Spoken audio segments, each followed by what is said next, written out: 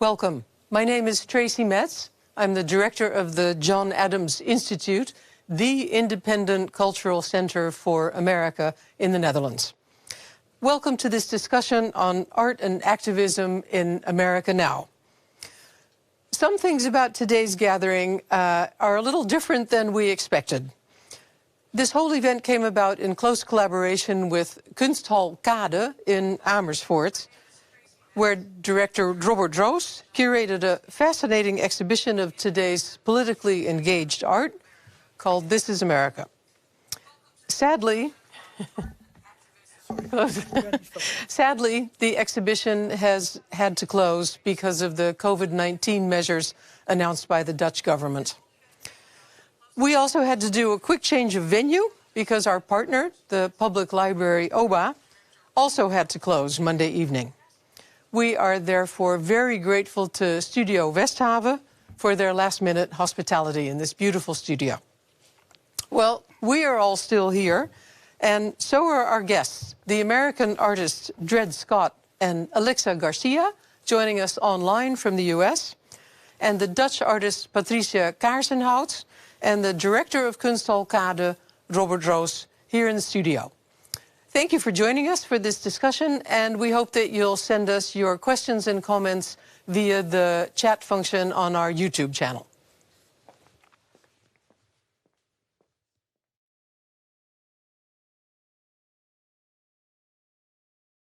Robert, good evening. Good evening. Thank you for joining us in this big adventure. Yes. And I'd like to invite you to introduce our American guest first. Yes, from New York, Scott, an artist who is working with themes of the Black history and slavery and civil rights movements.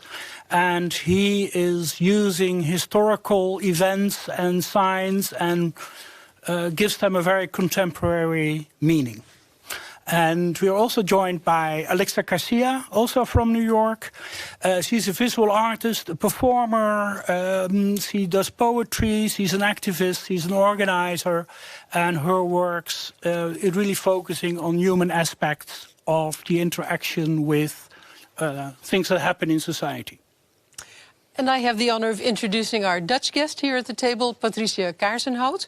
An artist of Surinamese descent who has for many years already been deeply engaged with issues of color, identity, race and racism, and also the role of Black women in history, an aspect of history that is escaped notice for far too long. Is that right? Yes, correct. Yeah, okay. Thank you. Good. Thank you for the introduction. And wonderful to be with these two wonderful artists in the program. Yeah, it's really an honor. I'm glad to bring the US and the Netherlands together like this. Yeah. Robert, before we get to talking about the exhibition and how it all came about, let's look at video number two, the trailer of your exhibition, This is America. I do solemnly swear that I will faithfully execute the office of President of the United States, and will, to the best of my ability, preserve, protect, and defend the Constitution of the United States. So help you God. So help me God.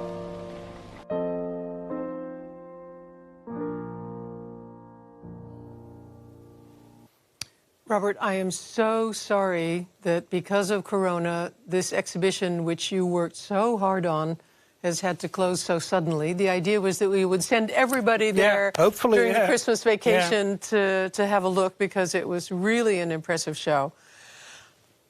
Too bad. Yeah. The only good thing about it is that on that same day, the Electoral College voted to elect President Biden as president-elect. Yes, definitely. Yeah. That was, within the sadness, a moment of joy. Yeah. This whole project was a 3-month-long road trip all across the U.S., which culminated in this book with your adventures, a really interesting read. Okay, thank you. Goes in depth in a different way than the exhibition does. Certainly does, yeah. And then the exhibition itself. What did you learn during this trip, during this adventure? What I learned is that America is such a diverse country, and normally I go to New York and LA and I know those cities quite well, but now I had the chance to go to cities like Detroit, Houston, Atlanta, El Paso, but also Denver and Kansas City. And so you learn much more about America, because New York and LA aren't specifically America. And I encountered so many artists that are so deeply engaged to the identity of the group that they belong to. And much more than I was used to in the Netherlands. So all those conversations really touched me. You mentioned something in the epilogue of your book that I thought was striking. You said, the trip through the U.S. also gave me the chance to become better acquainted with a number of social battlegrounds.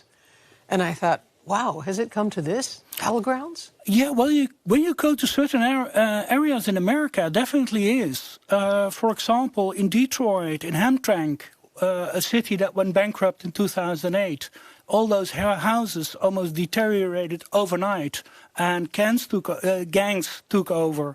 And so a couple of artists started buying up houses and refurbished them by their own means and kind of saved that area. By their work. So it's a kind of a mix between an artistic intervention, but also social work. And the same you can see in Houston at Project Grow Houses. But for example, a city like El Paso, closely connected to Juarez in Mexico, which used to be a very symbiotic city, and the wall drove them apart, so to speak. Mm-hmm. And to speak to the artists and also visit Juarez and experience firsthand how that whole dynamics works. Yeah, you went to Juarez with one of the artists in the exhibition, and he accompanied you. He didn't want you to walk around by yourself? No, that was not advised. No. I mean, when I was there just 2 weeks before, Isabella Cabanillas, a member of one of the graffiti groups in Juarez, was shot down and killed by the gangs. So that area is still very dangerous. Yeah, and then you see how art is really in the middle of... Oh, absolutely. They're with their feet on the ground and in the mud. And really engaging. A lot of artists engage directly with social projects. For example, in penitentiaries, in prisons, or in neighborhoods. So that kind of engagement I hardly ever see in the Netherlands. And it was really interesting to delve deep into that activism. I know that our guest, Alixa Garcia, has also done work with prisons in the past. Could you say a word about that, Alixa, before we go further with the exhibition? Yes, absolutely. Can you hear me okay? Yeah. Beautiful. So I'm a visual artist, and that's my first love. But I'm mostly known as a musician and a poet, and that's what I've been doing for the last 17 years. And the first body of work that really launched that trajectory in my life was looking at the intersections of state violence, displacement, and environmental injustice through the war on drugs, and how it affects domestically through the prison system, but also abroad through what was Plan Colombia, which was a program funded by the United States, and it started in the late 90s and went for about 10 years. And the whole point of it was to eradicate coca and poppy seeds from the Putumayo region. That was the face of it. But in a lot of ways, it was about getting the people out of that region because of the oil that is just below the soil. And so children under the age of 2 died from severe vomiting and diarrhea within a couple of days. Anybody 2 years and older became extremely ill. 10 years later, the pancreatic cancer in the region, which is one of the deadliest cancers, is at 89%. And so you see these disparities that are not just happening here, and like, what is the impact within the prison industrial complex, and how our Black and brown communities are impacted and affected. There's literally $1 million blocks in the United States where the mass incarceration system gains $1 million by incarcerating people from those regions, right? So how do we relate these things? Yeah. It's a business model, completely. Yeah. Robert, you wrote a very touching Facebook post yesterday about having to close this exhibition early. And in that post, you said something that I thought really went to the heart of the matter. You wrote, "Artists are the soul searchers, the seismographs who feel a country and are able to unlock its inner workings? Yeah, I think that's what I found. And I think that's through deep engagement, not only deep engagement with the personal lives of the groups that they belong to, but to the country as well. And it's a very humanistic endeavor. And through visual arts, with very strong visual ideas, you can really touch somebody and try to get people to look better and learn. And I think that's what a lot of the artworks do in the exhibition that I made. Could we have picture number 3, please? This is one of the eye catchers of the exhibition. This a car and an art object by Hank Willis Thomas, the founder of the Public Action Artists Committee for Freedoms. And you interviewed him in your book. And he says something that I had never really stopped to think about, how difficult it is and how distracting it has been for artists, that you're continually surrounded, especially during the Trump years, by the media, the social media, and by this president who sucks all the oxygen out of the room with his own crazy media performance.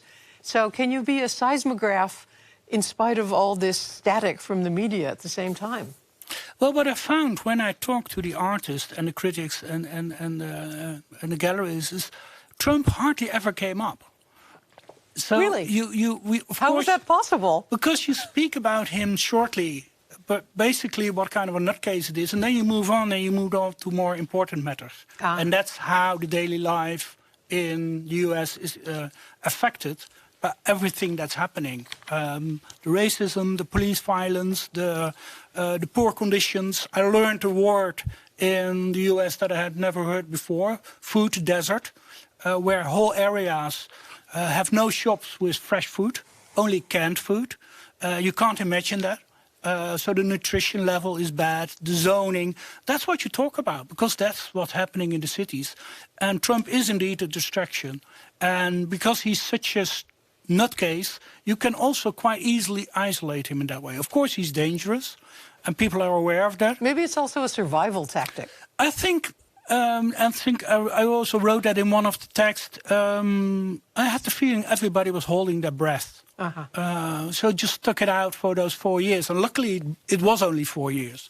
But just try to get to November 3rd and vote him out. That was the mentality when I traveled in 2019. And then the exhibition, which is like a distilled version of. Yeah, that was quite difficult because, of course, I spoke to close to 100 people, so I really had to select. That's what curating is: selecting and killing your darlings. Kill your darlings. So I ultimately touched on 4 subjects that I found were important. That was the history of the Black movement, and especially Black Lives Matter now, where also the work of Dread is shown.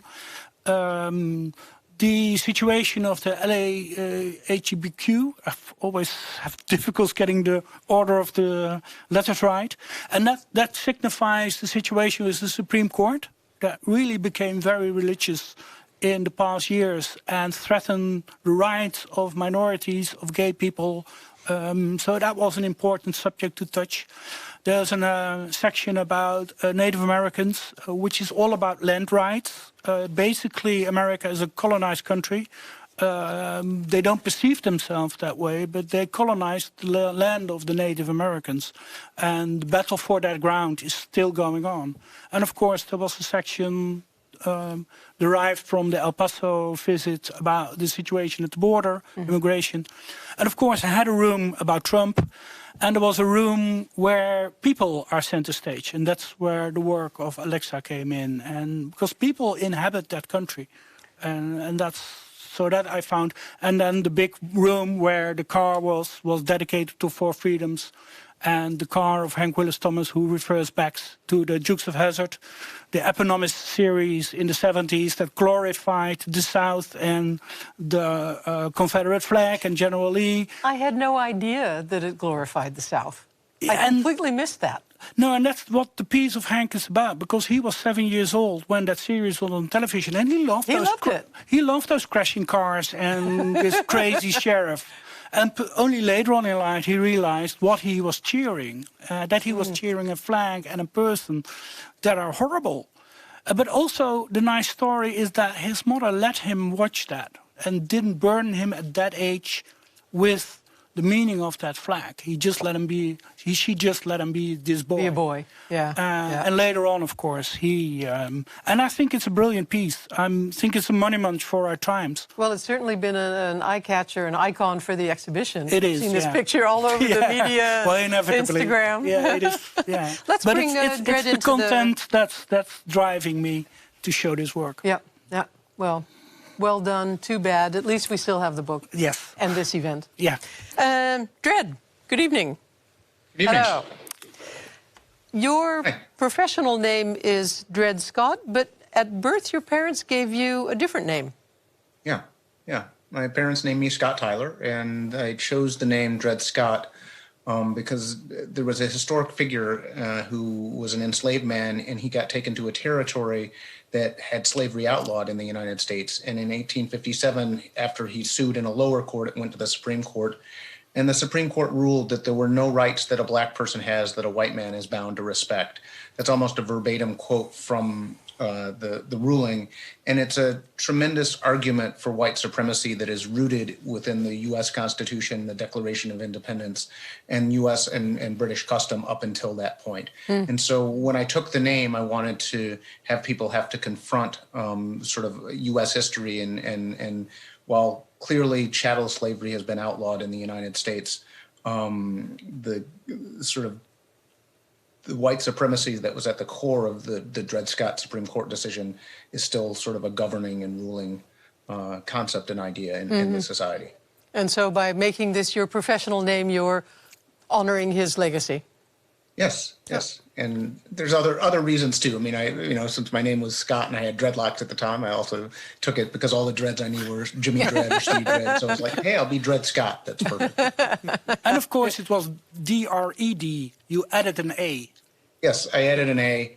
The spelling also references the concepts of fear, but also, even though I'm an atheist, the Rasta concept of dread. And so, there were lots of conceptual or puns or reasons for doing it, but it's, Let's look at photo number 8. This is one of your earliest works, Dred, called What is the Proper Way to Display the U.S. Flag? And this led to an enormous controversy. Speaking of the Supreme Court, this went all the way to the Supreme Court. Can you tell us briefly the story about this work and what then happened? Yeah. Well, it was an artwork I made when I was 23 years old. It was an installation for audience participation. It was interactive. And an audience could see the photo montage that's on the wall, which has pictures of South Korean students burning American flags, holding signs that said, "Yankee, go home, son of a bitch." Below that was a photograph of troops coming back from Vietnam in coffins and covered in flags. And there was the text that says, what's the proper way to display a U.S. flag? People could write responses to that question. And as they did so, they had the option of standing on a 3x5 foot American flag that was on the floor. Not really an option. Well, it was an option, actually. It was actually really easy to stand by the side, which actually I think was one of the things that was so powerful and potentially controversial around the work, was that though one direct method was to walk right up on the flag, you could choose not to, and yet many people chose to stand on the flag, and many of the comments in the book reflect that in American society, there are lots of people who feel victimized by this society, who know the history of it. I mean, people whose brothers had been killed by the police wrote that they were happy for the opportunity to stand on the flag because the police killed their brothers and then literally went over and kicked over their brother's body to make sure the end was dead, and then said, well, that cop was wearing a flag on his arm. And so they felt that this was sort of a very fitting way to display the flag, and that people needed to grapple with and engage with that history. What this was also about, we talked about this beforehand, is the extreme reverence that Americans have for symbols like this. And I wanted to mention this also because, Patricia, I think about 10 years ago, you made a work using the Dutch national anthem, the Wilhelmus. Yeah.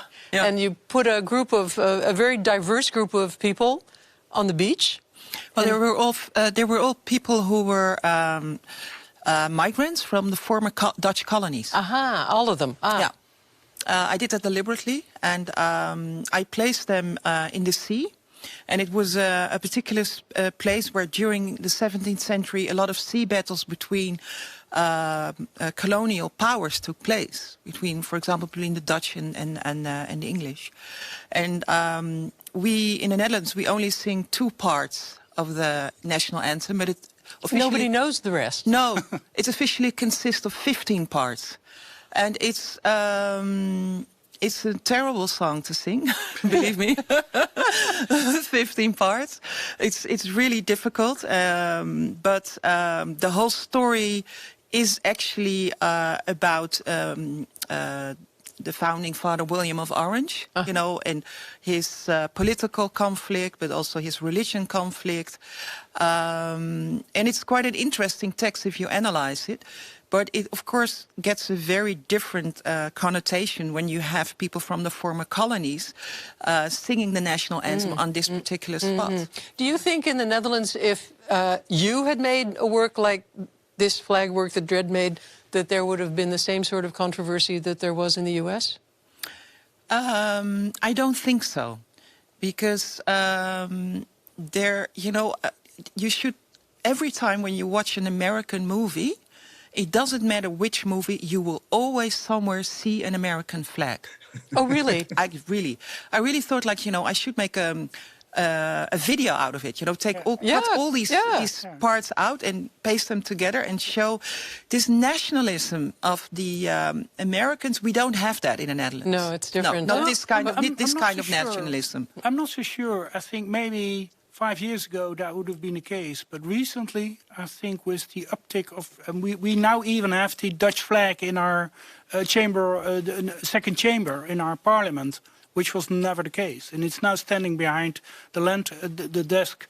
So I think right now, if you would do it, I think there could be a backlash because there is a really increased nationalism in Dutch politics. Dred, tell us about what actually happened back then. Yeah. This went ballistic.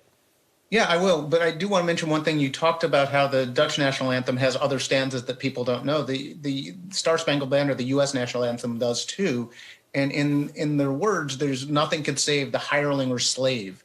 And it's the author was basically thinking it would be terrible if the U.S. didn't win to be able to maintain slavery. And that's a verse people don't know. But anyway, so when what is the proper way to display U.S. flag was shown when I was an undergraduate student at the School of the Art Institute in Chicago in 1989, it became the center of controversy. The work had been shown before, but when it was shown at the school, there were various veterans groups who, in part because they were trying to create public opinion for a Supreme Court flag burning case that was about to go to the Supreme Court in 1989 from a flag burning that happened in 1984. They demanded that the school remove the work, and the school, for various complicated reasons, didn't. And so for weeks on end, it was running battles of people demanding that the work be removed. There were bomb threats phoned into the school. There were death threats that I received. There were packages with ticking alarm clocks that were in them. There were, and there were demonstrations of reactionary veterans groups, almost all of them all white, almost all of them from World War II and the Korean War. The Vietnam vets really weren't there. And they chanted things like the flag and the artist, hang them both high, evoking images of lynching. The work with, it was a lynch mob. And there were counter demonstrators. There were a lot of people who supported what I was doing, and people would come to stand in line for an hour to see the artwork. But then through the battles that were happening there were complex history that I'm going to reduce to some sound bites, but basically the Supreme Court case from the flag burning in '84, that was ruled that it was protected speech. It was free speech. The First Amendment protected it. So the federal government passed legislation to try and overturn that Supreme Court case ruling. And in doing that, they included wording that would explicitly and directly have outlawed what is the proper way to display a U.S. flag. And they cited it when they passed the legislation as they needed to have that wording to make sure this work wasn't seen. And then, so as soon as that law went into effect, I and others, right around that time, the President of the United States, George Herbert Walker Bush, Bush 1, called the work disgraceful, which as an undergraduate art student, I thought was a tremendous honor that the President of the United States knew I existed and he didn't like what my work was. I figured that was my job and that's what I needed to do for the rest of my life. But then we had to defy this law because it was a law that basically made patriotism compulsory.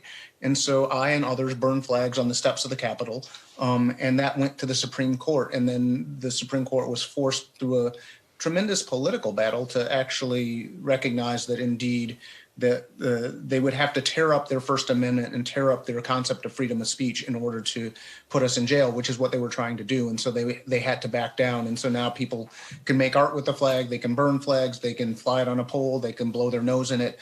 Often people are still arrested for burning the American flag, but when it goes to court, they win. Well. You got off to quite a start, Dred, in your career as an artist. Yeah. Everybody should do that. You knew for sure that this was what you were going to do the rest of your life. Let's move on to the work that you showed at Kunsthal KAdE. That's video number 7.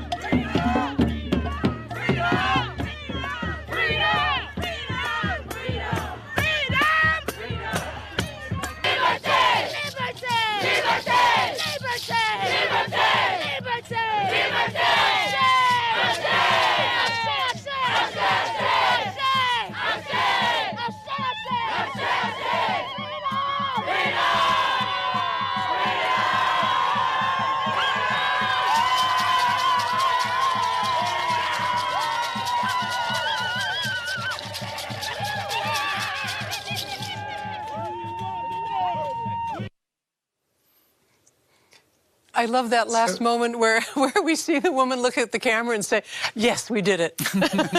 Okay, so what are we looking at? So what you're looking at is a couple video clips from a community-engaged performance called Slave Rebellion Reenactment. And I'll describe that in a second, but I just want to say that the word that she was saying towards the end, ashe, ashe, it's a Yoruba word that means the power to make things happen. And so this was a reenactment of the largest rebellion of enslaved people in the U.S. history. It was a rebellion that happened in 1811, where 500 enslaved people were trying to seize all of Orleans Territory, which is modern-day Louisiana, and set up an African republic in the New World, which would have outlawed slavery. It was the boldest vision of freedom that was in the United States at the time. But this rebellion has been completely forgotten. How is that possible? Yeah, it's erased from history.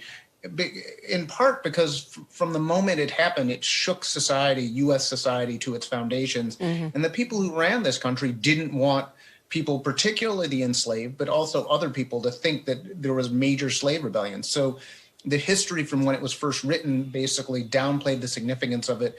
And it wasn't until very recently, in literally 1995, that a much more authoritative history that looked at this from the perspective of the enslaved, that anybody really understood the significance of what happened and that it could have succeeded. And so I and 350 people, mostly Black and Indigenous people, reenacted this history on the outskirts of New Orleans where this uprising took place.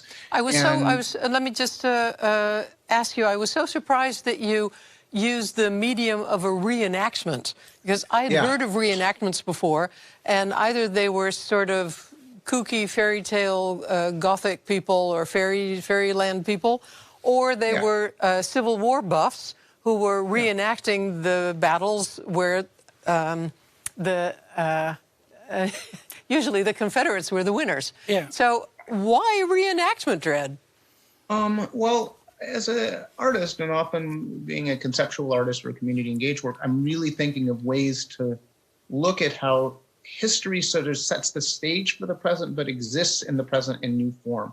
What can we learn from history, and what can it teach us about going forward? And a reenactment was a way to both challenge what the history of reenactment is. And in the US, you're right, the main form of reenactment is reenacting the Civil War. It's a Southern tradition, and it's carried out by people who think the South were the good guys and wanted the enslaving society to continue unchallenged. And they basically want to bring back and strengthen white supremacy. And so by doing that, this challenges that. But more than that, it was an opportunity to utilize this history, this buried history, where the radical idea of freedom, far more radical than Thomas Jefferson or George Washington, who were themselves enslaved, or John Adams. Who was not a slave owner, by the way. Yeah. These people had this idea that the problem with that society could not be solved unless you got rid of slavery, and they were going to take up arms to do so. And that, if your vision of freedom as embodied in the U.S. Constitution is predicated upon owning human beings, it's not really a profound vision of freedom. Whereas these enslaved actually saw, well, in order to get free, you have to end the institution of slavery. And the only way they could do that was to seize territory. That wasn't going to be a lobbying effort. They weren't going to form a super PAC. They weren't going to, negotiate slavery away. It had to be overthrown. And so doing a reenactment could actually center the voices and ideas of the oppressed, in this case, Africans and Afro-descendant people, and do it in a way that, with a lot of traditional reenactment, they try and do it like in a field so that you excise all the modern. And I was really interested in having this army of the enslaved marching for 24 miles over the course of 2 days past oil refineries and gated communities and trailer parks. So this clash of the past and the present, actually emphasizing that this is an unresolved question, and that you have these people in 19th century French colonial garments, but that they're marching past cars and oil refineries and gated communities. And so that's why reenactment, as wielded in the hands of an artist, could challenge how people understood this history, could bring it so people could embody this, so the reenactors could embody it, but also that people engaging it could kind of see and experience how this is resonant and has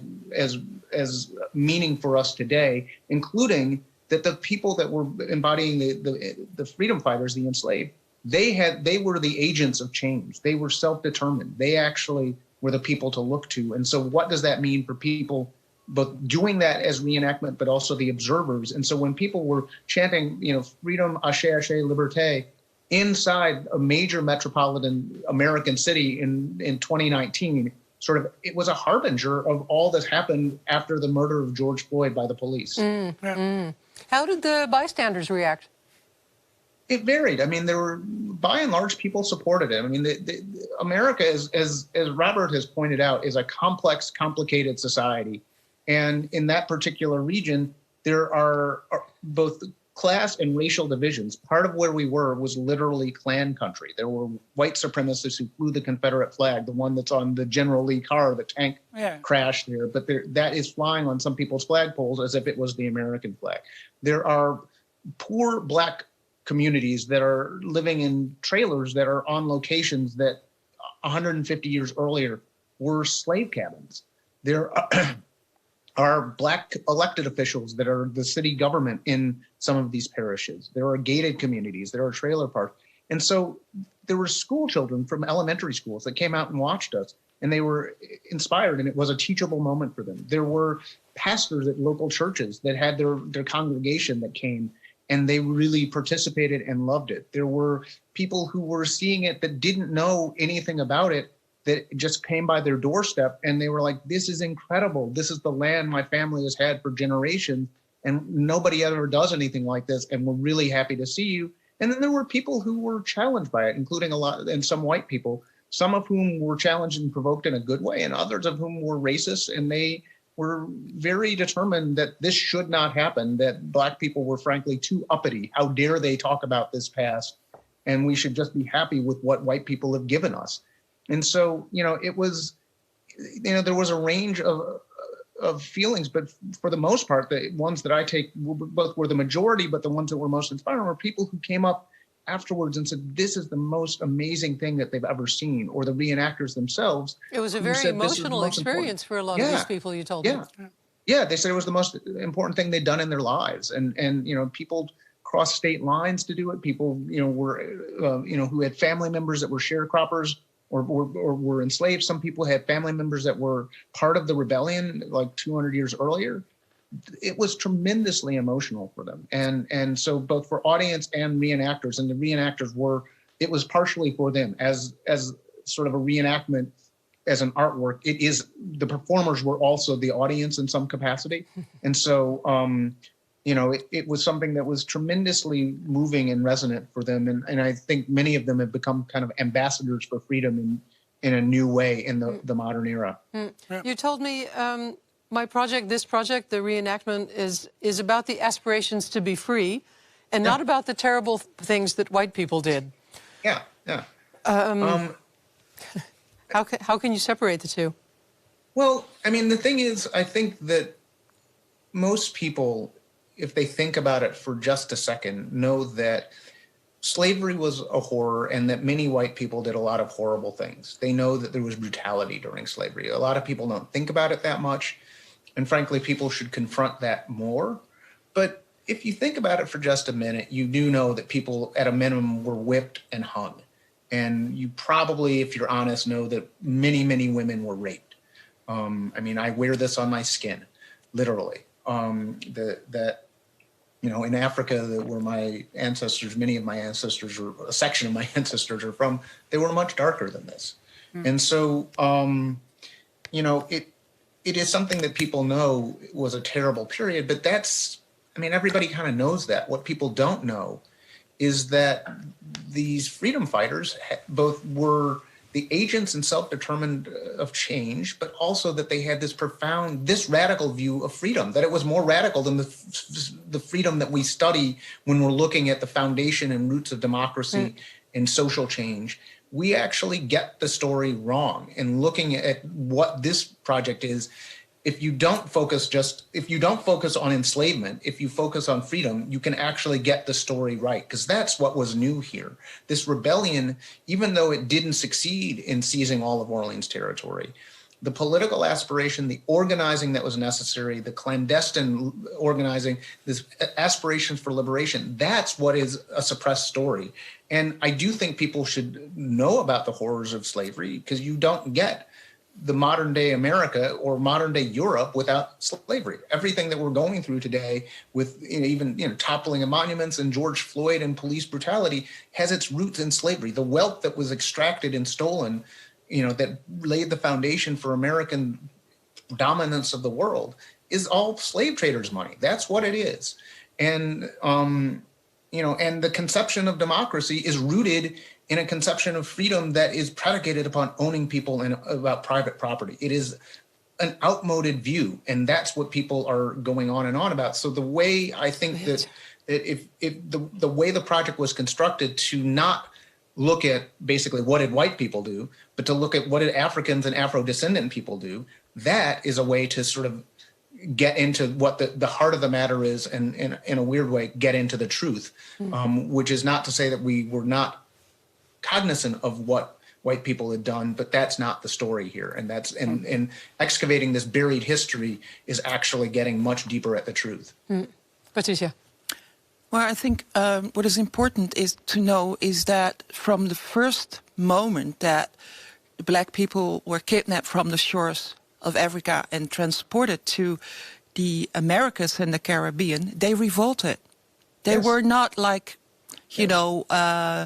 victims who, like black sheep, poor black sheep, sort of like went into slavery. They revolted from the first moment, always, for centuries. And and Maroonage, it comes from that, the being Maroons and creating those safe spaces where they came together and took care of their communities. So it's a very, very long tradition of revolting. And I dare to say that the Black Lives Matter movement comes from that tradition as well. But I am actually very curious also to Alixa and what you have to say about this. I mean, I'm from Colombia, and Colombia housed the first palenques, which were the first liberated Black spaces in South America. My grandmother is a Black woman who raised me as my mother, you know? And so these stories are in and woven through us all. And I think, I mean, there's so much that you said, Dred, I feel like it would be to repeat. And there is, what's beautiful about this moment in history and with the Black Lives Matter movement and what happened this summer, and people even putting their own health aside, not knowing how coronavirus was going to impact you as soon as you stepped outside. We'd all been indoors. Nobody knew how it transmuted, but people knew collectively. And that's the beauty of America, too, is that folks were like, we're going to go to the streets because honestly, yes, there's the dangers of this virus, but the pandemic of racism is even more real. Not even equally, even more real. So we're going to go to the streets. And that you saw a broad base of folks hitting the streets, and mostly led by young people of color, which has always been the people historically who have made the change, who have pushed the boundaries. You know, those who are marginalized are in positions of stronghold. And it's really, it's a mirror of nature, right? Like when you look at nature, it's where the ocean and the desert meet. It's where the forest and the sea meet, where you find the strongest biodiversity. And those are the marginalized sections, right? And that's also happens in our human ecology, where we are marginalized, we are stronger, we see multiple views, and the young people have really brought it forth. And it's a beautiful time to be alive and to see these histories start to begin a process of healing through authentic witnessing of what has happened, no longer hiding behind, but really seeing. Yeah.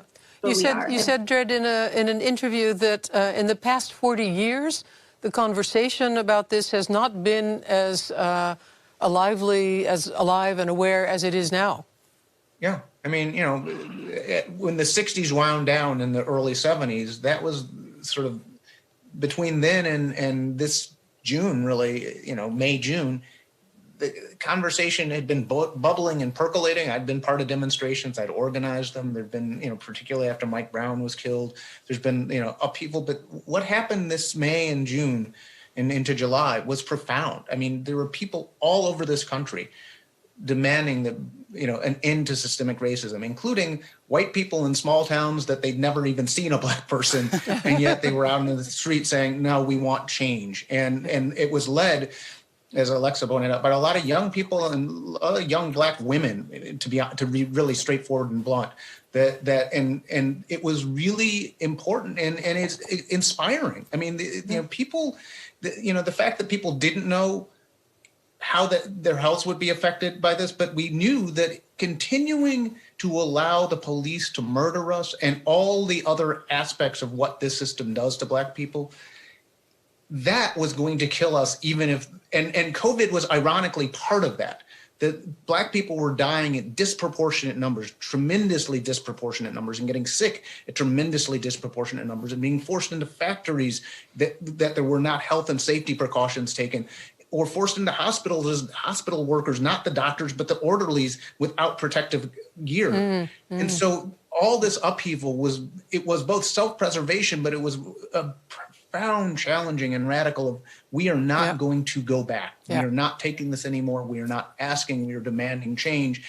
And it did bring in all swaths of society. It wasn't just Black people, but Black people stepped forward, and a lot of people, in part because they were at home with nothing to do when they couldn't get out. It was like, oh, let me do some learning because this is what's needed right now. I'm curious to hear from Robert what he saw as he traveled all the way across the country and back again. You've seen a cross-section of this all over the U.S. Yes, but not so much. Of course, I know that Black Lives Matter existed, and sometimes we touched on the subject. But of course, what happened after George Floyd was in 2020, and I traveled in 2019. But what you sensed is that everybody was still more on edge. And so it was inevitable that something like George Floyd, and you didn't know when it would happen, but that it would evoke this whole mass protest, because people were so fed up.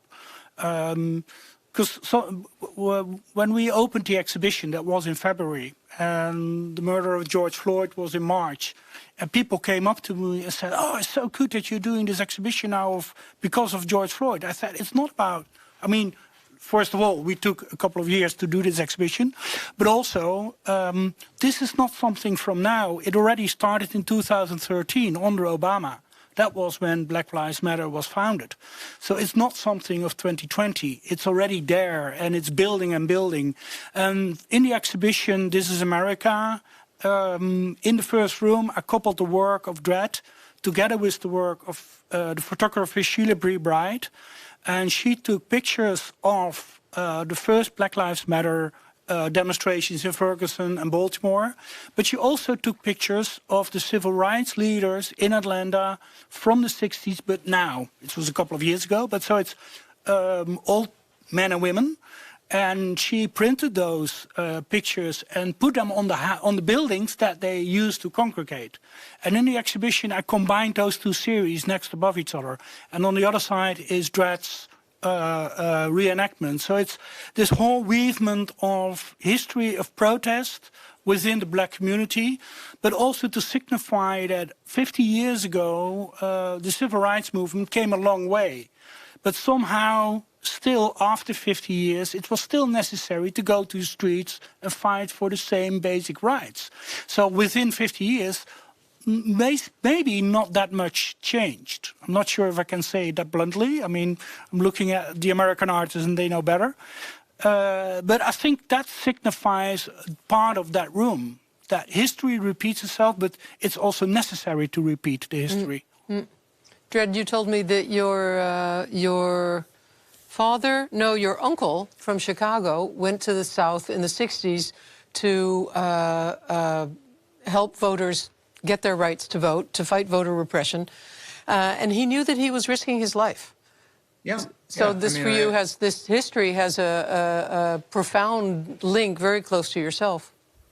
Yeah, so I had an uncle who was a lawyer and helped do voter registration for Black people in the South in the early 1960s, and he knew that he could potentially get killed for doing that, as some people did.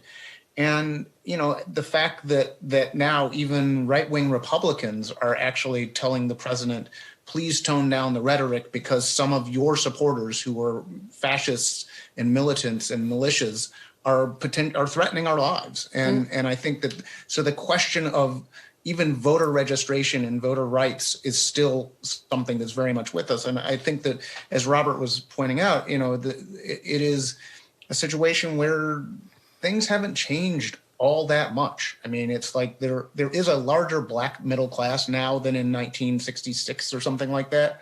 But outside of that, on every measurable statistic in terms of wealth, life expectancy, income, health outcomes, anything, levels of Black people within upper management and CEOs, it hasn't changed. And I think part of the thing is this is America. This is not a minor problem that just cropped up that can be fixed. You look at mass incarceration, there are 2.3 million people in prison, 1.1 million are Black. This is not a design flaw. This is what America is. And until you get rid of that, you're going to have this profound systemic entrenched racism. Let's look at another systemic trait of American society, gun violence. Could we have videos 13 and 14 back-to-back, please, by Alixa Garcia? I had different ideas for what the background could be and landed on the galaxy because they're heroes even beyond, even in the other realm, even for those who have passed. And in the process of creating this, I was like, how can I face an image? How can I create an image that's joyful? And at the same time, is bringing me comfort as an artist when dealing with the face of this pandemic. It's a way to counterbalance almost my own fear. I love that little giggle at the end, Alixa. This is Times Square. this animation. Yeah, wow. This piece is not the one about gun violence. This is in response to COVID and who are the people in the forefront and who are we honoring. And it was an interesting and most amazing moment.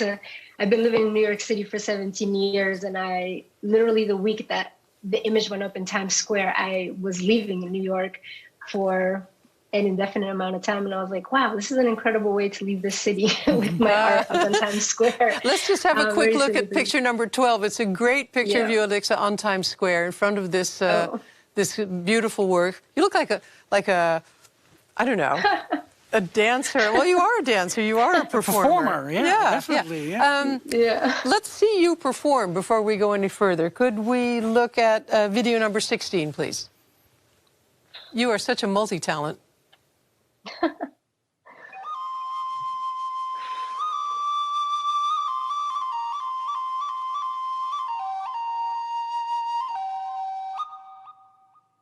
I wonder if the sun debates dawn some mornings, not wanting to rise out of bed from under that down feather horizon.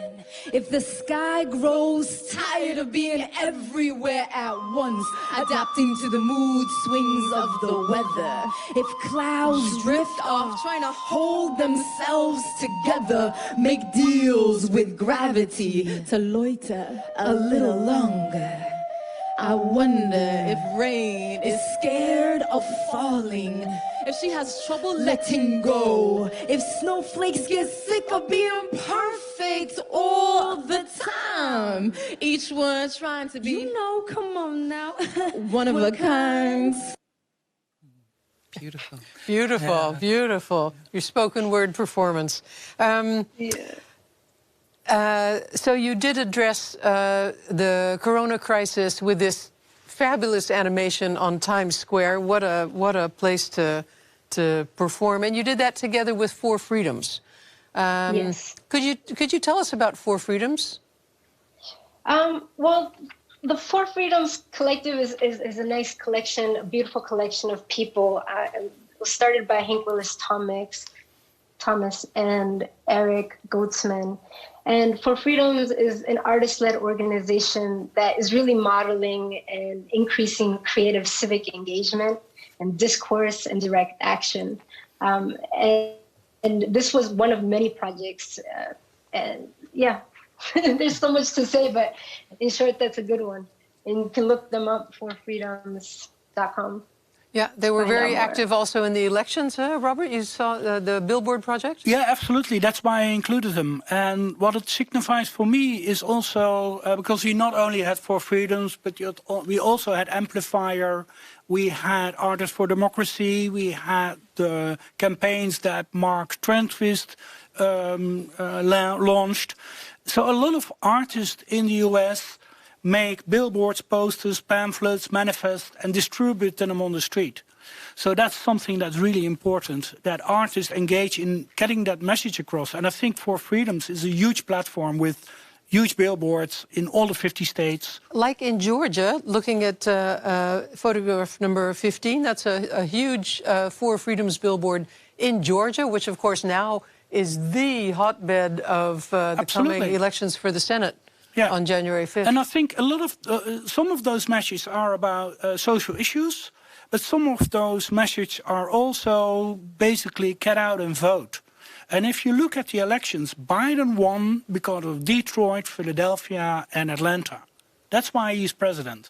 And it's people on the ground, Stacey Abrams, of course, but also artist groups and other grassroots level groups that really got people out to vote. And that was so important. And it's pivotal, that's a good word, I hope, for the election of Biden. So, and it's not to say that artists made him elected, but they're part of this whole group. And I think artists had a really important part in that campaign. Yeah. Let's get back to the issue we were just going to look at, images 10 and 11. The work that Alixa made, which was on view in Kunsthal KADE. These are school children. Alixa, who are they? Yes, so this is an 8-foot tall by 31-foot pencil drawing. And 89 portraits so far I've drawn of children under the age of 12 who've been killed by guns in the United States between 2012 and 2013, which is the year that gun violence went up in the United States, and it has yet to come back down. And by the time the project is done, I will have drawn some 120 out of the 194 portraits. But it's been a very deep process. I've been working on this piece for 7 years now. In between tour stops, whenever I get home, wherever I am, I roll a little bit out and work on it. And it's really incredible to see this piece enter the world and enter the outside of whatever room or whatever wall I've been working on. You know, so much about being a creator is making invisible, what is invisible, visible. And also creativity is the antidote to destruction. So the process of working on this piece and also choosing to do it on paper, you know, paper and pencil, something so fragile that can rip so easily, is part of the deeper metaphor of this piece itself. The piece has survived a fire. I had a house fire. I had a flood. It survived the flood. So there's this energy of these children that I've been carrying and who've been carrying me as well, you know, and they're ever present. And I think that so much death is happening right now. We're in the heart of a mass extinction. 145 to 200 species are going extinct every single day. You add on top of that the human death given COVID and everything. And I feel like the veils are very thin right now between this world and that world. And it's an incredible opportunity. Like Arundhati Roy said, we're entering a portal. And I would add is a portal towards the imaginal. And I feel like the fact that this piece this year, even though I've been working on it for 7 years, has made its way into the collective consciousness. You know, it was at MoCA in LA, and now it's in the Netherlands, when I haven't even had a proper solo art exhibit in my life. Most people don't even know I draw. Like I did I'm a performer, and people know I'm a musician, and people know I do film. But my visual art, even though it's my first love, it's something that I've definitely kept in whatever room I've been inside of. And I don't think it's a coincidence that this year these modalities are forcing themselves out there, even beyond my own push or control or anything. And I think working with the dead in a way, in this time of such transition and of such transformation, of such unknown, is really doing it. Like uncertainty is what is now, and uncertainty is permanent now. And did you get any responses from family members or parents?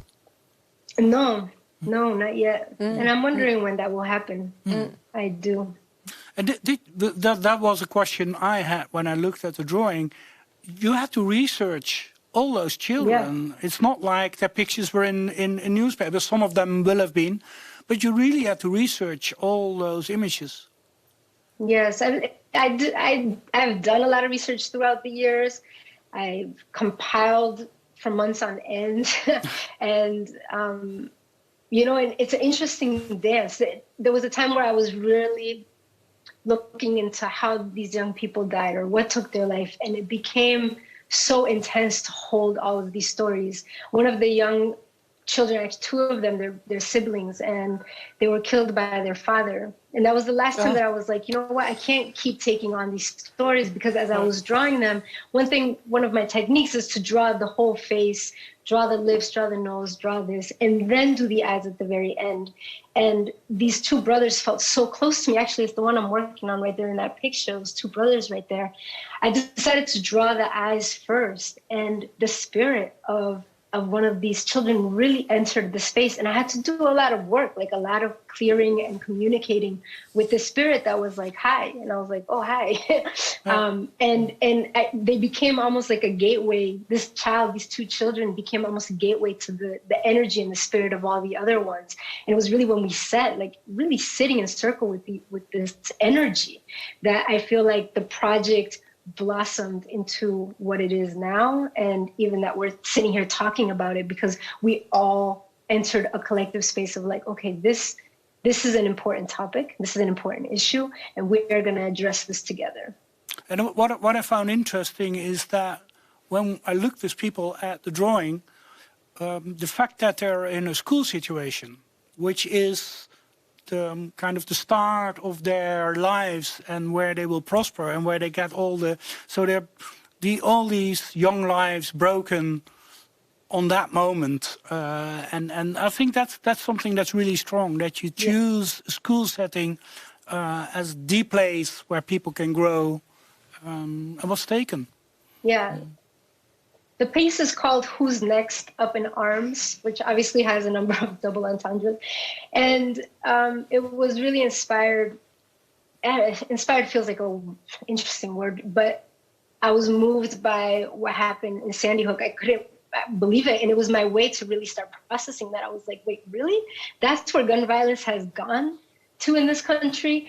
And so having them in this classroom and having them together, and I tried to put the same ages together. There's something very comforting for me to have the toddlers, for example, cuddled up in one section, or the teenagers in another. And there's almost this energy of support that's happening between them in this frozen moment in time. Mm. Yeah. Yeah. A very strong piece. Yeah, very strong piece. Very touching also. Yeah, indeed. Yeah. Patricia, Alixa? This is one thing I wanted to say. Part of this piece, and right here is just up in this horizontal way, but when I did at MoCA, it was a full installation that you walked into and you engaged with. There's an audio element where you hear meditative music and you hear intersplice with news clippings of these That's losses. that was also an exhibition. Yeah, but when you enter in the installation, there is an opportunity for you to write a note for somebody who has lost somebody to gun violence. And to take one of the pencils, I laid out 194 pencils to represent the 194 children that year. And you take one of those pencils and write a note. And part of the exhibition for me too is also for me to be their live drawing. So as this process was happening, I would see so many people come in and sit down and kneel. The most consistent response was for people to be on their knees and looking up and leaving notes for those who have survived family members who have been killed by gun violence, and then leave this note as they exited. And then for those who've experienced that kind of loss, they could take one of these notes with them. And the level of tears and healing and conversations that happened in that process is also a continuation of that healing. Mm-hmm. So that's where art becomes very powerful too. It breaks, and I think some of what Jed was talking, like when you break that fourth wall and you enter the performance and the engagement and the participation and the witnessing all in one. There's something very magical that gets conjured up in that. Beautifully said. Mm-hmm. Yeah. Patricia, in your work, which is now on view, will be again on view when the museum reopens after lockdown in Maastricht in the Bonnefanten, you have a work called The Soul of Salt, and you also invite visitors to engage with that. Mm-hmm. Can we see pictures number 17 and 18? This is the salt, a huge pile of salt. Yeah. And you invite visitors, as in image number 18, to take a spoon and a bag and take some of the salt with them. What's the story of the salt? It's derived from a Caribbean legend, which tells that enslaved people refrained from eating salt because they thought they would become lighter and fly back to Africa. But for me, it also stands by not eating salt, they would become lighter and fly back to Africa. Yeah. Yeah. But for me, it also stands symbol for all the tears that have been shed during slavery and colonialism.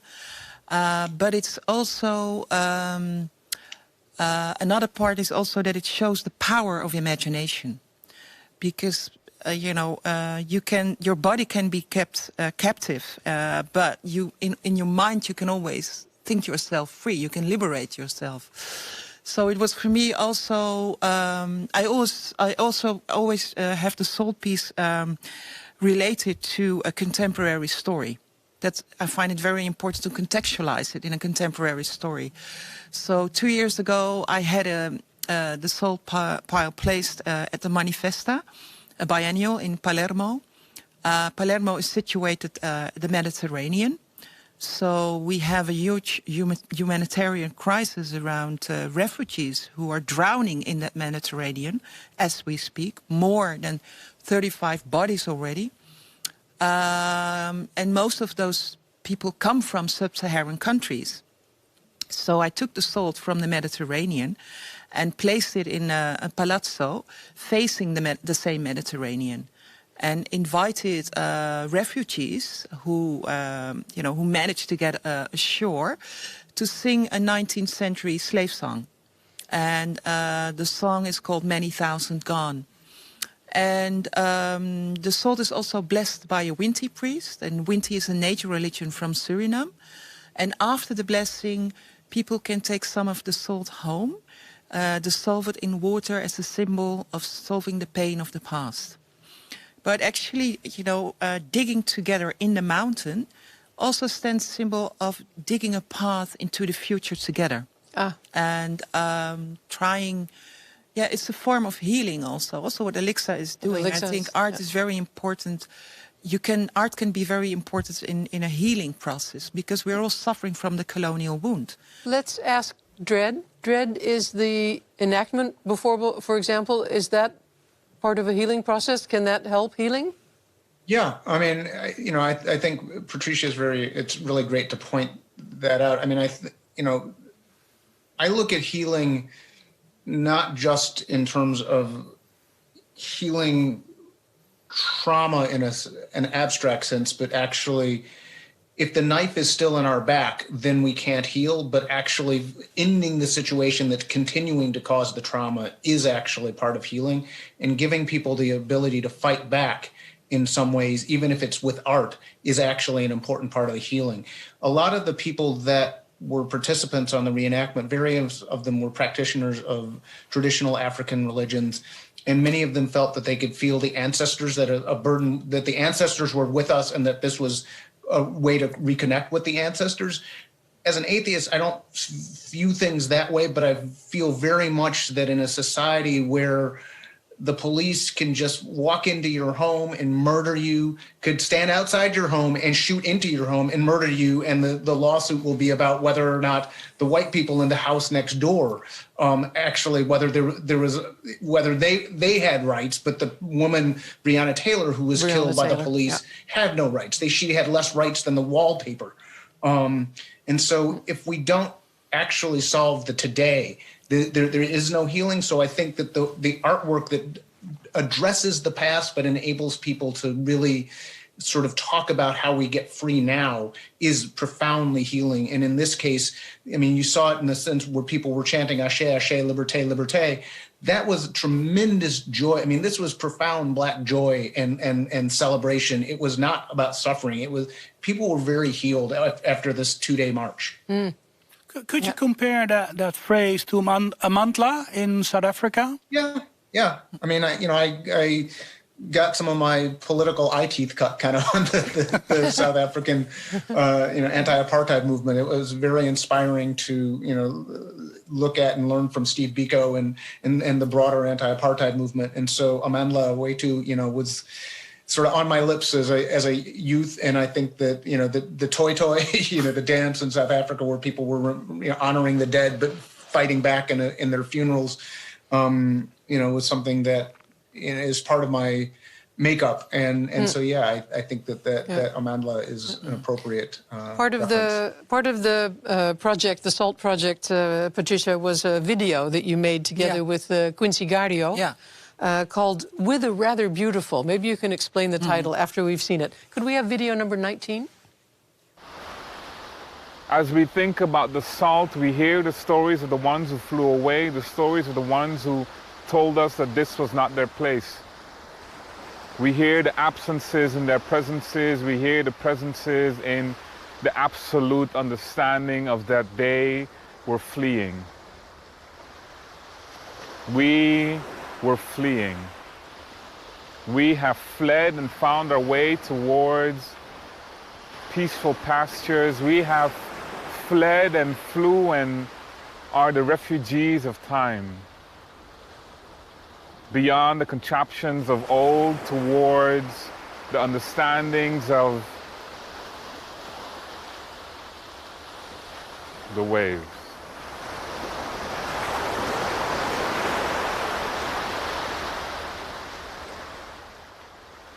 Are you listening? Have you heard the stories? Yes, we're listening. Do these waves have the same significance as in your project with the national anthem, the Wilhelmus? Yes. Let me first tell you a little bit about the salt piece, which is now in the Bonnefantenmuseum, because it's related to Quincy. That salt comes from the salt plains of Bonaire. And Bonaire is one of the colonized islands of the Netherlands. And actually the Dutch Antilles. The Dutch Antilles. And actually the Dutch are still are behaving really badly there. The Dutch government, they are kind of like recolonizing the island. A lot of people are suffering from COVID-19. There's a lot of inequality, a lot of poverty. So I chose to have the salt from the salt plains from Bonaire. There is an American company, Cargill, who owns the salt plains. And for the local people, it's a very important historical place because a lot of enslaved people suffered there during slavery. And also, you know, keep in mind that without salt, no slavery. So salt was really, really important during slavery. People suffered there during the slavery, and for many people, local people, it's a very important area. But they're not allowed to go there in that area, only to work on very poor wages, low wages for this American company. So I managed to get the salt from the salt plains and got it into the museum. It's not a small amount of salt. It's a large amount of salt, yeah. But I also wanted to have the Bonairean people from who are living in the Netherlands. I invited him into the museum to do a ritual around the salt. And they also could take some of the salt home. And that's a very emotional thing for them because they cannot get to the salt. They cannot. So it was for the first time that they had salt from their home country. And I invited Quincy, who is a wonderful artist, but also an incredible spoken word artist, as you can see, because he is improvising in the moment. Oh, really? Really. And he is from St. Maarten and from Curaçao. He also did research on salt, and I said, should we collaborate in this? Because I am not from that area. And I thought, like, you know, I'm not in a proper position. It's not my position to take that story and do something with it. You know, I have to do something with the community. I can facilitate. But I felt that I had to take a step back. Yeah. So and what we did is we took spaces. The whole film is around about 10 minutes. And all the locations are, of course, historical locations. And it's in Zeeland, in Middelburg. And that's where the headquarters of the VOC, the Dutch Eastern Company, was situated. And this particular space is where a ship sank in 1783. And it was filled with cowrie shells, which they had taken from the Maldives. And the cowrie shells were used to buy bodies. For 20,000 cowrie shells, you could buy a body. So up until today, you will find cowrie shells in front of that shore. And we took, and there is another story in 1569, also in Middelburg. A ship entered the city with 30 enslaved people. But slavery officially was not allowed in the Netherlands. So there was a very complex situation because you have these enslaved people. They had to go off the ship and enter the country. But slavery didn't exist. So officially they were free. But then, of course, there was a lot of loss of profit. So the captain... This sounds like a really interesting reenactment. So the captain went to the High Court because officially they were freed. But then the captain went to the High Court. And then he was allowed to bring them back into the ship again. And then they vanished. Nobody knew what happened. There's no record of what happened to them. So we took all these historical places in that city and had this spoken word performed by Quincy. And he is, of course, responding in the spoken word to what happened in that city. Yeah. And the title, With a Rather Beautiful? With a Rather Beautiful comes from a poet. It's from a poem from Saint Martin. And he took one of the sentences of the poem, and the poem in itself is also about slavery and the history of Saint Martin. Mm-hmm. Mm-hmm. Well, I have a couple questions for all of you as we move towards the end of our session together. Patricia, could you address the difference in the artistic culture and perhaps the outspokenness and the political engagement in the differences between the U.S. and the Netherlands? The U.S. have a very long and rich tradition intellectually, but also visually and in the arts. For example, the Harlem Renaissance has been very important. So there is a very long tradition of a discourse and of a non-white discourse also. In the Netherlands, if we look at the black community, which I think we do not really have a black community because we come from different geographies. And we have different historical backgrounds, and we are all immigrants. We were all immigrants. Our parents were immigrants, and we have now more generations of young black people. And I'm also a second generation who was born here and who feel Dutch, but also feel related to the home country. But even the home country is not really your country because you were also imported in that country, your parents. So it is a very complex colonial gap in which we are situated. If you compare it to the United States, the enslaved people were imported. They are, of course, migrants, but they have a long tradition of being in that country. Also, of course, a problematic tradition because the Native Americans were the first ones to live there, which is also a complex situation, being imported. But and slavery took place in the country itself. In the Netherlands, slavery didn't exist officially. Yeah. I wonder how has and this is a question for all of you. How has the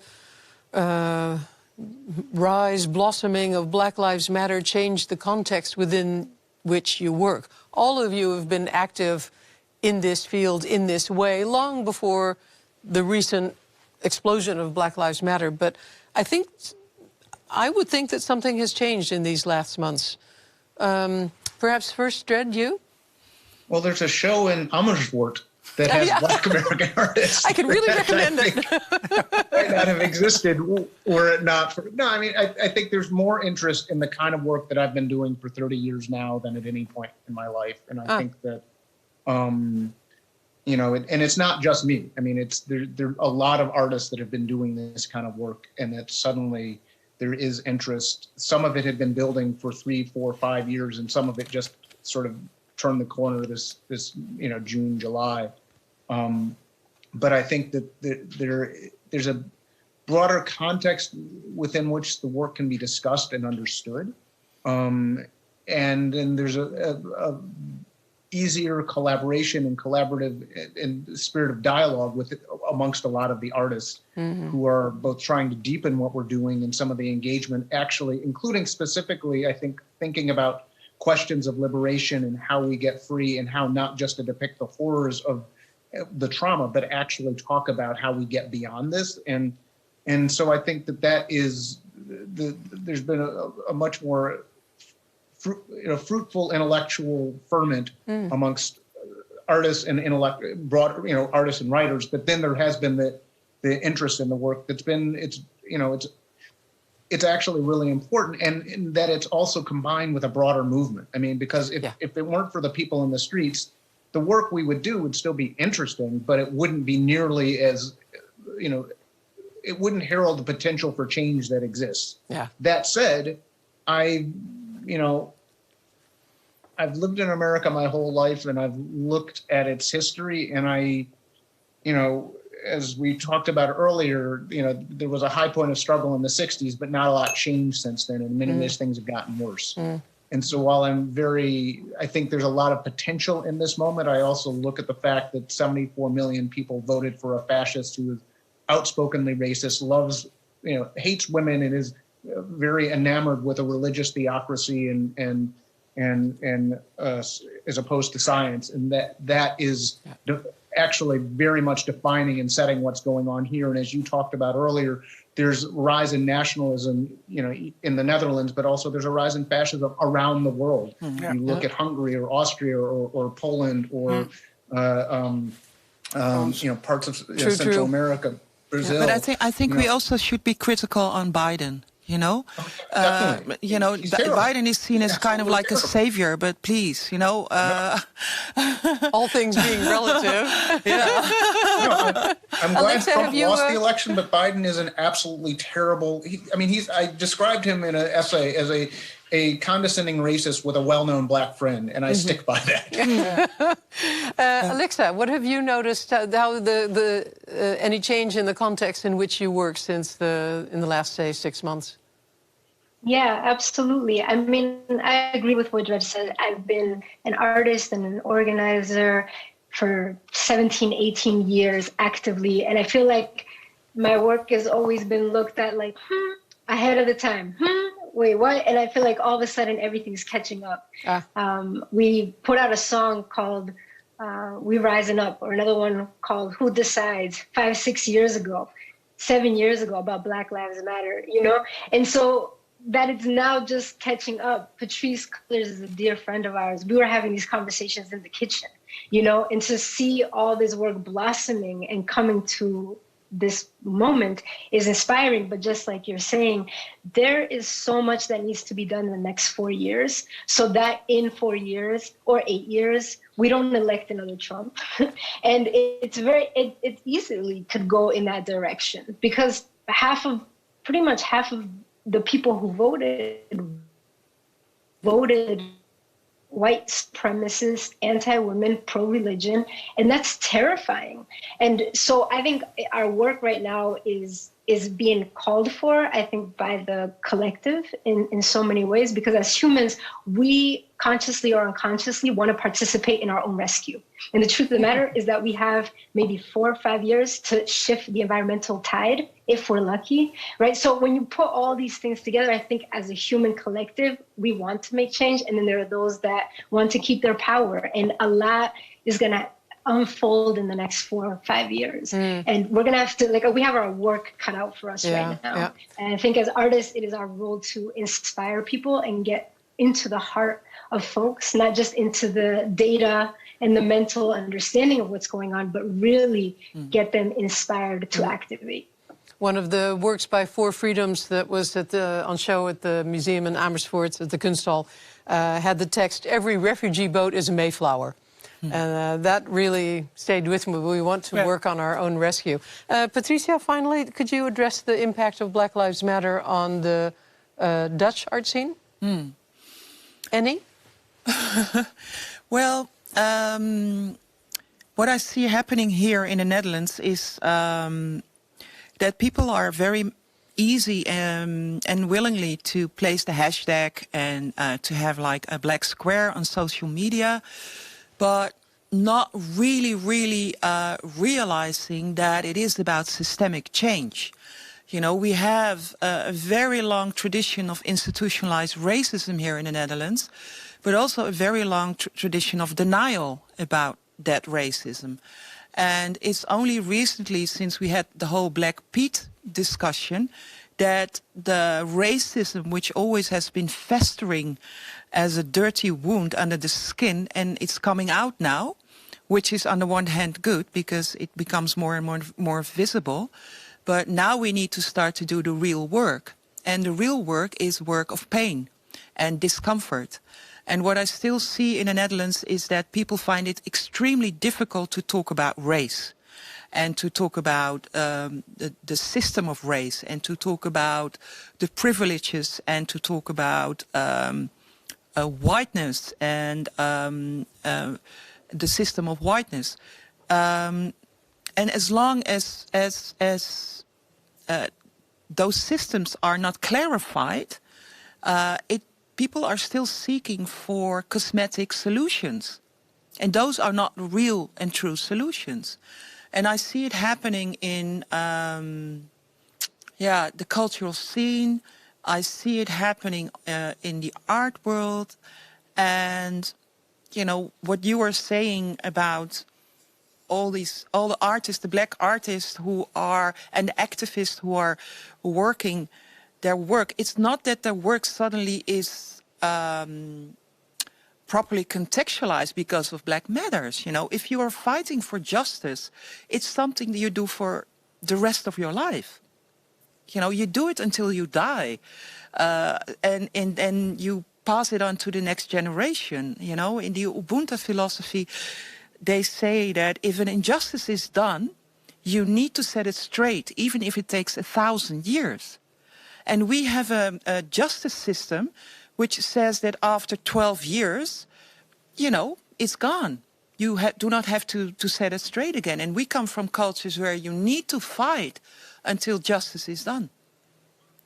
So I hear both Dred and Alixa saying we have our work cut out for us, a work of pain, as you said, Patricia, but I also heard Dred say that there is now a new potential for change. So somewhere between those two poles, our future will unroll. I think one of you can almost call it a compliment that there is now such a pushback from certain political spheres, right-wing spheres, for the whole concept of Black Lives Matter. They question the whole fundamentals of it. And the fact that they question it, I think, is that they are now forced to engage with it, while they could, before this, ignore it. It's so strongly on the table that they need to engage. And of course they get angry, and of course they want to push it off the table. But they know it's there, and at a certain point they will have to address it.